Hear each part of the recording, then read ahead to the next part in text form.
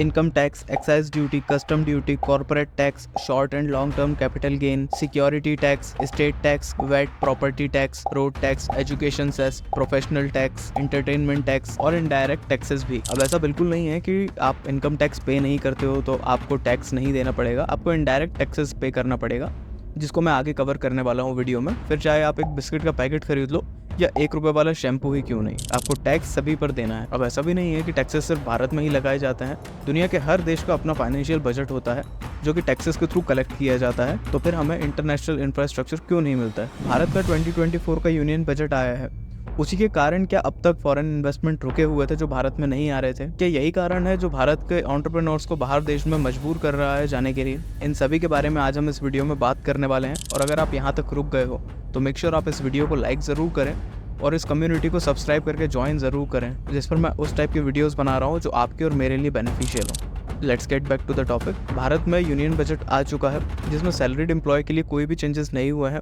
जो 2024 के पहले था वही अब भी रहने वाला है। देश के टोटल बजट का 28% मात्र देश के 2% लोग दे रहे हैं जो कि इस इनकम टैक्स के स्लैब में आते हैं और वो सैलरीड एम्प्लॉयड हैं या फिर अपना खुद का बिजनेस कर रहे हैं। और इसमें से ज़्यादातर लोग मिडिल क्लास कैटेगरी में आते हैं क्योंकि भारत कृषि प्रधान देश है, इसलिए यहाँ पर फार्मिंग पर कोई भी टैक्स नहीं लगता है। अब ऐसा बिल्कुल नहीं है कि फार्मर्स इससे कोई बहुत ज़्यादा खुश है या उन्हें कोई बेनिफिट मिल रहा हो एक्स्ट्रा। अगर ऐसा हो रहा होता तो फार्मर्स सुसाइड ही क्यों करते? देखो, इसमें कोई भी पॉलिटिकल एंगल घुसाने के बजाय आप इस बात को समझ लेना कि आज़ादी के बाद से अब तक टैक्स पेयर्स जितने नहीं बढ़े हैं उससे ज़्यादा टैक्स बढ़ चुके हैं जो कि डायरेक्टली इनडायरेक्टली आपकी और हमारी जेब पर इम्पैक्ट कर रहे हैं। भारत में कोऑपरेटिव टैक्स जो है वो कंपैरेटिवली सिंगापुर और दुबई जैसे देशों से बहुत ज़्यादा है। हमारे यहाँ पर डोमेस्टिक कंपनीज को 30% तक टैक्स पे करना पड़ता है, वहीं फॉरेन कंपनीज को 40% तक टैक्स पे करना पड़ता है। इसमें सेस अलग से लगता है। शायद इसीलिए दुबई की लास्ट ईयर रिपोर्ट में लिखा हुआ था कि 100 स्टार्टअप्स में से 30 इंडियंस के थे। वहीं सिंगापुर में भी 8000 से ज़्यादा रजिस्टर्ड कंपनीज हुई हैं हमारे भारतीयों के नाम पर। इन सारी बातों से सिग्नल किस तरफ जा रहा है? या तो हमारा सिस्टम बहुत ज़्यादा करप्ट है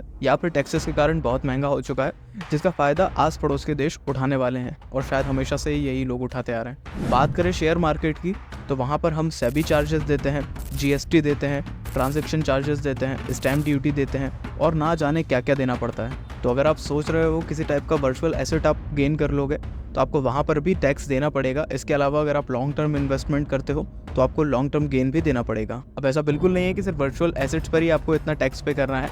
अगर आप फिजिकल प्रॉपर्टीज़ भी लेते हो, जैसे मुंबई जैसे शहर में अगर आप एक घर खरीदते हो तो 50 से 55% का आपको प्रॉपर्टी टैक्स फाइल करना पड़ेगा। एक बार आप निरंजन हीरानंदानी जी की ये वीडियो देख लीजिए। About 50 to 55% of the cost of your house, any house you buy in Mumbai, is government taxes. So it is government taxes at the time when you buy land, when you do development, when you take permissions, when you do fire assessment, you pay an additional FSI charge. These are all payments made to the government and municipal corporation and other authorities. And the ready reckoner rate being so high, you can't sell at a lower rate. Government has actually caused the inflation and made homes in Mumbai unaffordable. अब अगर आपको एक car खरीदना है तो उस पर आपको किस किस टाइप के टैक्स लगते हैं एक बार आप वो भी देख लो। Green tax, car registration tax, insurance tax. अब ये सब टैक्सेस तो आपको गाड़ी खरीदते समय लगते हैं, मगर जब आप रोड पर गाड़ी चलाते हो उस दौरान आपको फ्यूल पर वैट भी लगता है और टोल टैक्स भी लगता है। देखो, सीधा सिंपल सा मैटर ये है, आप देश में कुछ भी खरीद बेच लो, आपको डायरेक्ट या इनडायरेक्ट टैक्स तो लगने ही वाला है। और हर बार इसी तरह से यूनियन बजट आते जाते रहेंगे। कभी भी टैक्स पेयर को ऐसी कोई राहत नहीं मिलने वाली है कि वो अपनी लाइफ को बहुत ज़्यादा इससे अपलिफ्ट कर लेगा। अगर सरकार पूरी तरह से टैक्स माफ़ भी कर देती है ना, तो भी ये चीज़ें बहुत बुरी हो जाएंगी। अगर आप चाहते हो तो आप मुझे बताना, मैं ज़ीरो टैक्स के ऊपर भी एक वीडियो बना के लेके आऊँगा। इन सभी के थ्रू मैं आपको ये इंकरेजमेंट नहीं दे रहा हूँ कि आप टैक्स पे मत करो।